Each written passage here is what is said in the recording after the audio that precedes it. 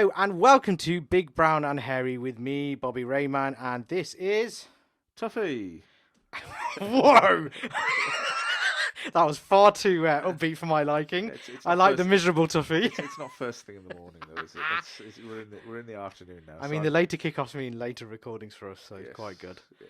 Yeah. Well, let's get into it. Let's talk about yesterday's games. The second day of, third round of the games, really.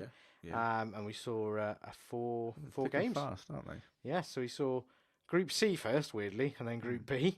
But we'll go in order. We'll go with Group B, what they managed. So let me just bring up our notes for today. It's very, very professional here. Finland, Belgium. I nearly forgot what game it was, to be honest with you. But this group: Finland, Belgium, It's Russia, beautiful. and Denmark.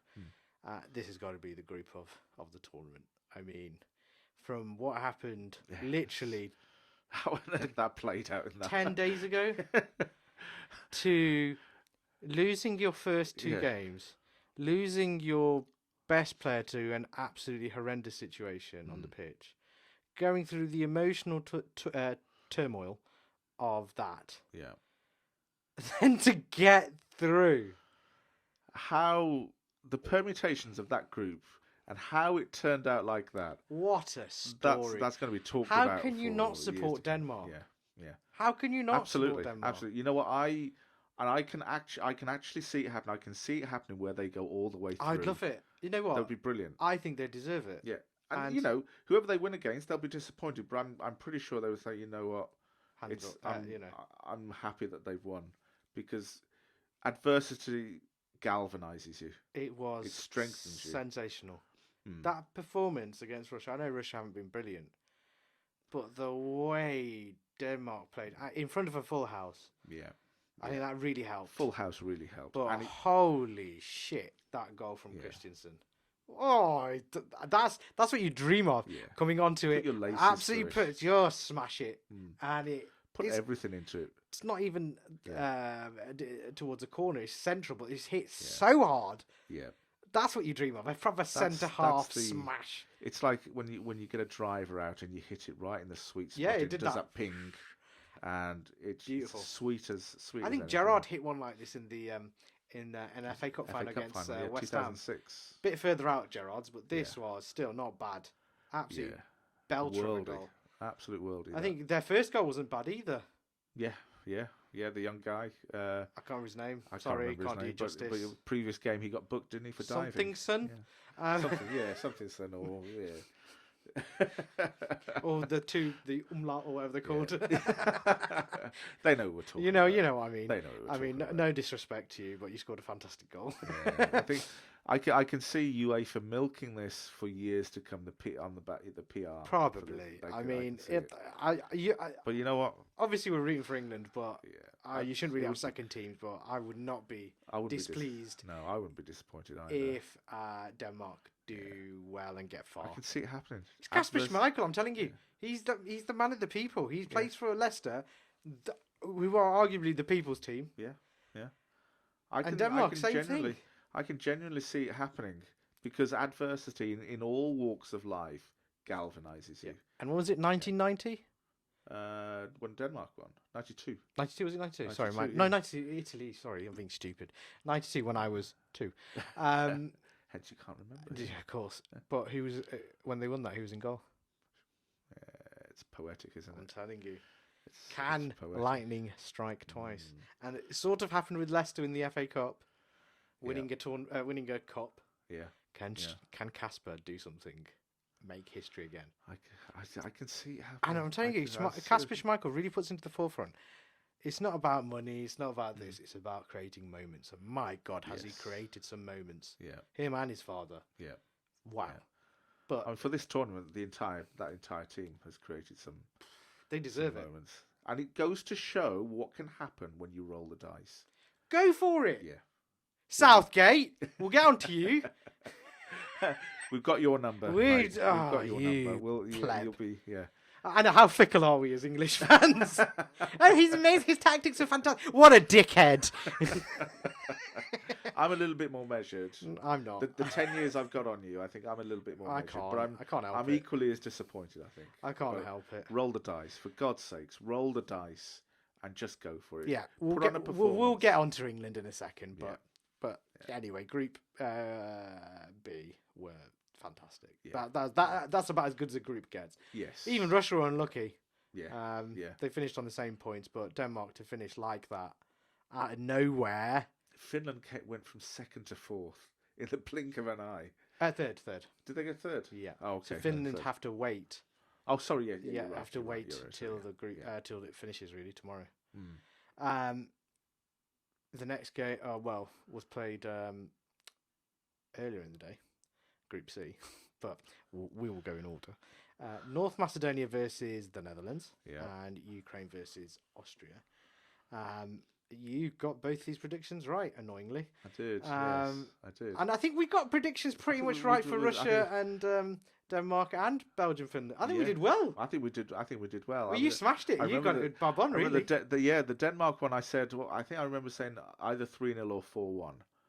But I could just see it because of that adversity. I could just see them going. You know what? Let's sod it. Let's just go hell for leather and go for it. But yeah, I think we're slowly. We're getting there. We're slowly getting there with our predictions. I'm getting impressed. We're slowly losing that amateur sort of moniker, but the Netherlands looked fantastic. Again, their midfield is great. Energy. That's what I can say about this team. Energy, fitness. You can see it. They're running after the ball.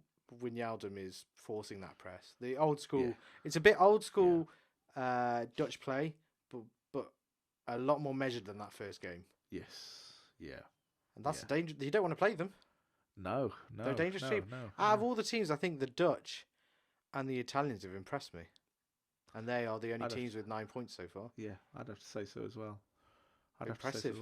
And the not mentioned teams before the tournament. That's right. Yeah, they're under the radar, aren't they? Both of them. And they've got something to prove. Both of them are under the radar. I mean, with Italy, to a certain extent, I feel they haven't been tested yet.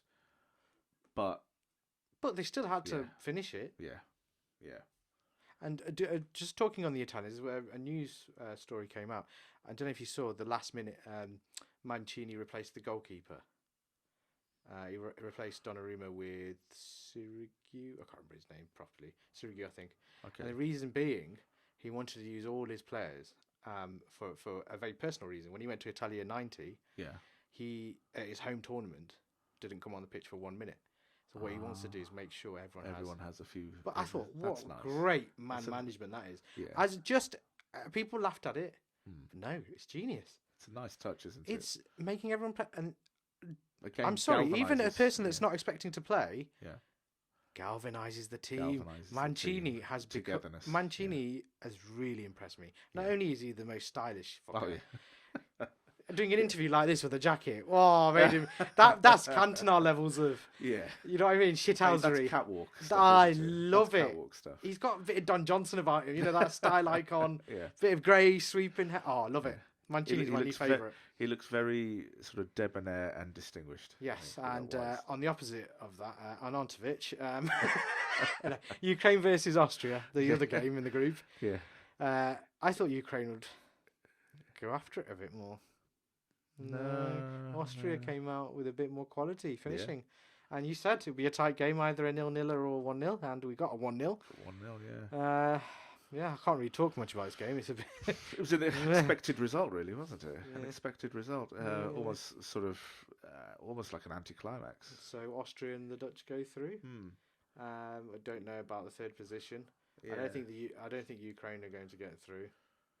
You sort of with that game, you sort of hope that because they're incentivizing the third place now, positive play, you sort of hope that Ukraine would come out and and Shevchenko being a striker, you'd think he'd go for give it some, but I think they tried, but just didn't have the weapons. No teeth. No, but I think they would be mark my words, a dangerous team in 2 years. Yeah, I really do. Yeah, because he needs to just hone his skills. This is first management, isn't it? Really? And it also depends on players coming through as well, doesn't it? I think Ukraine look organised, dangerous in the next tournament. they've had this experience now. So yeah. Let's see. I think time will tell. Won't it? That's our roundup of yesterday, and we were bang on, and we're going to gloat about it. We were right. We told you about Denmark, did we not? We said 3-0 or Rob, and you said 4-1. 3-0 or 4-1. I said. I wanted to see them. We're gloating. You know, Eriksen's been released from hospital. It was bang on. Communicating with the team and everything, and they probably thought, a weight has been lifted. Let's just go out there and play for fun. Nothing to lose. Play for fun, and they did. And I couldn't be happier for them. Me too. Did you see at the end of the game when they called it? When they got the phone out and the camera's coming down, trying to to see on the phone, and all of a sudden the roar. No, they're trying to get the results. Oh, were they? They're trying to get the results. Yeah. Oh, okay. I thought they were trying to call him. No. They're getting the results like everyone else, finding out what happened in the other game. And then all of a sudden that roar between that is just a wonderful story, and it'll be talked about for years to come. 100%. Absolutely fantastic, and plaudits and congratulations to Denmark. Yeah. Now on to other congratulations. England are through. Great. Yeah. Well, I should be happy. I should be happy. We should be happy. Just a lot of foreign pundits like Jürgen Klinsmann, have been saying, "Oh, you're through. You should be happy." No, it's not about that. After the first game, you want to build upon that, and it just feels that draw was like a loss. I tell you what. A few days ago, I watched a documentary on BBC about Euro '96, and Alan Shearer was, interviewing a whole load of players from that team, and he touched on the Scotland match, and he said that the belief that they got from winning that match put them through to the restaurant. It was, they were telling each other after that match when they were back in the change room, we can actually win this, and that's what I mean. With positive results, when you go out there with a positive frame of mind to achieve a positive result, it sets you up. You get a win behind you to take you through. Yes, and that's why I think today's game is important. Very much so. Even though it's a non-game, really, because we're through, but it's not. He needs to go attacking or a bit more less conservative. Yeah, and put on a show. We need goals. 3-0. I just hope that Southgate or a performance at least and a win. A 2-0 and a win and a good performance. Yeah, I think. Unfortunately, if you haven't heard and you've been under a rock, the absolute ridiculous decision to make Mount and Chilwell isolate until the 28th of June, so another 6 days, because of interaction with Billy Gilmore, who unfortunately got COVID, and we wish him all the best. Hopefully he's okay. Yeah, very much so. But none of his Scotland team have to isolate who are in closer contact. It's only because they were caught on camera at the end hugging, and that's why they've got to isolate. Now, they've had 2 PCR tests and they came back negative. They've had a proper, test. What's the other test called? The lateral flow. Lateral flow one. They insisted on having that. Yeah. They passed those. Lateral flow ones are less accurate. Okay. The PCR ones are properly, Okay, yeah. where they go off to a lab. They passed them. What more do you want them to do? Why have they got to isolate if they passed the test and they've been? But it also, they've had the vaccination. It also forces Southgate's hand, doesn't it, with Mount particularly? That's what I'm getting on to. Sorry, apologies. Sorry. So on that front, stupid. But if that means Grealish is in, that's one way of shoehorning him in there, isn't it? But as I joked with you off camera, I bet you Henderson starts. I bet you any money. I bet you any money Henderson starts and Grealish on the bench. Any money. Well, what do you think? I would probably have to agree with you on that, because I saw a little article that he wants to give Henderson and Maguire minutes. Maguire needs to play. Yeah. And I think Stones should be rested, in my opinion. Play Mings. Yeah. Stones, rest Stones. Play, but the problem is that it's 2 left footers, isn't it? Stones is. Oh no, Maguire can play on the side. Yeah. So so Mings should be fine. He wants to give Maguire. Maguire needs minutes. Yeah. Hendo, I think he should come on half time. Yeah. This is a game, like we said the other day, for Sancho, for Bellingham, for Grealish. Sterling can't play. No. Kane should play. Yeah. Rice or Phillips, either one. And then the right back should be Trippier. Let's play that team. Yeah. Attacking. For me, Grealish has to be in there. Purely because if we are going to, or if people are going to criticise Kane for not getting goals for his performance, the reality is when you have Grealish in your team running at people and with the ball, and he's taking 3-4 players out of the game trying to get it off him, and he can feed a ball through. In tight games, it's important because you need to draw players out of their position, and that gives Kane that space, doesn't it? To then. And I'm sorry, Southgate keeps on going on about the importance of set pieces. Who got the most fouls in the Premier League last season? Grealish. Why? He's got the quickest feet. Just moving it one place and he gets fouled. Now then, those fouls equate to in their half and the attacking third. Yeah. Now they are crossing positions, free kick positions, opportunities for corners, opportunities for second balls. Yeah. I hope that he sticks by his set piece rule, because most goals in tournaments come from set pieces. Play Grealish. Yeah. It's common sense. He got the most fucking fouls, man. It's even I know that stat. You're the England manager. How do you not know that stat? He's just quicker. Yeah. And I'm sorry, Mount is unfortunate. I don't think if Grealish starts, he performs tonight, and you can't drop him after that. Yeah, absolutely. If he plays Bellingham, Bellingham is taking his chance. Yeah. If he plays Sancho is taking his chance. Yeah. Sterling has to not play today. I really appreciate he was amazing in the first game. Yeah. But anonymous in the second game, wasn't he, really? He needs a bit of hunger, like these other players who've been left out. So leave him out. Get some hunger again. Yeah. Why did he play so well in that first game? Because he was proving a point to Pep. Yeah. Leaving him out. So leave him out again. It's unfortunately you play the best game. Oh, you don't play. It's not about loyalty. It's about winning games. Play the best team on form. Yeah. Now, Sancho is it second or third leading assist maker in the whole of Europe? Wow, That's true. Wow. He scored 2 goals in the German Cup final, and you leave him on the bench. Don't even put him on for 2 games. You are an imbecile. In the first game, he didn't even make the squad, did he? He didn't even make the squad. Now, Sancho, Bellingham, Rashford should be playing on the left. You keep Shaw left. Maguire because of that connection. Now you play Trippier, Walker right back, and either Stones or Mings or whatever. Whatever combo. But Maguire has to play this game. Yeah. Henderson, I'm sorry, you come in at half time. Phillips will thrive. The 2 holding midfielder, would you stick with Rice and Phillips? I think Rice will be quite good in this game. I think Phillips will give away too many needless free kicks. Right, okay. I think Rice is a bit more efficient.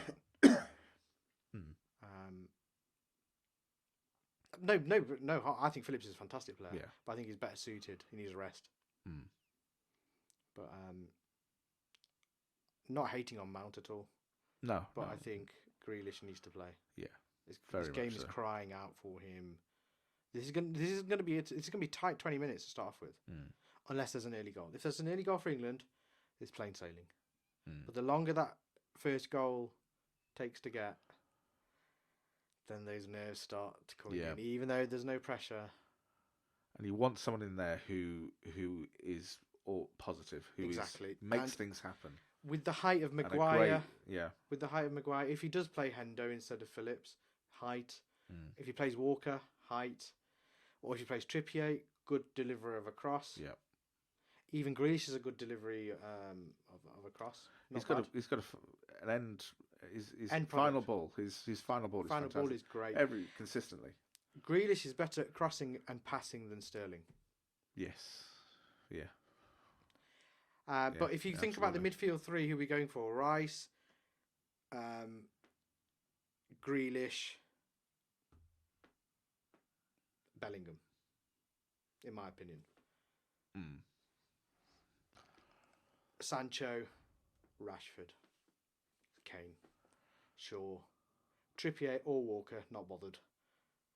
Maguire and whoever, Stones or Mings, and then Pickford. You might even play the second goalkeeper, but I don't think you should mess around with that with the goalkeeper position. No, I don't think so. With goalkeeper, you need that consistency, don't you? That's the only position I wouldn't change. But other than that, I think I'm quite happy with that team. What do you think? You agree? Yeah, I'd have to. I think I'd have to agree with that. I can't see any other sort of permutation there. Who to bring in? I'd have to agree with that. I think I'd definitely agree with the Jordan Henderson call as well. Depending on how the game goes, bring him on. Second half at the earliest, I think. Yeah, I agree. Start the second half at the earliest, but then it depends how the game goes. But I wouldn't even consider in the first half. I think first half it's about getting that goal early, like you said, and I'd agree with you there. Yes. Well, let us know what you think if you agree with this. Well, we'll try and be more positive. Hopefully, have a good game tonight, and England do well. Roll the dice, and hopefully we finish top of the group. We should finish top of the group. Roll the dice. Go for it. You've got nothing to lose. I hope that it's not a case of Gareth thinking, okay, we're guaranteed third place. Let's just positive. I want to play the big teams. Yeah. So let us know what you think. As usual, links in the description. Follow us on Twitter, Instagram, and all the socials. And hopefully we'll see you tomorrow. Yeah. See you tomorrow, guys.